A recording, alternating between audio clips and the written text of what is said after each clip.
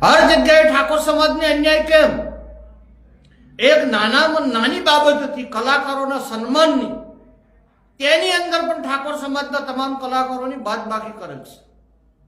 એટલે સમગ્ર ગુજરાતના ઠાકોર સમાજના તમામ કલાકારો ભાઈઓ અને બહેનોને હું વિનંતી કરું છું, માફી ના માગે ત્યાં સુધી કોઈ પણ સરકારના કાર્યક્રમમાં ઠાકોર સમાજનો કોઈ પણ કલાકાર હાજરી મત આપો।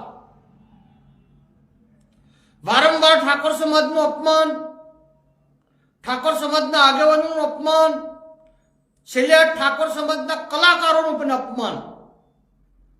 તમે એક ઠાકોર સમાજનું અપમાન નહીં કરેલું, સમગ્ર ગુજરાતમાં કલા જગતનું પણ અપમાન કરેલ છે।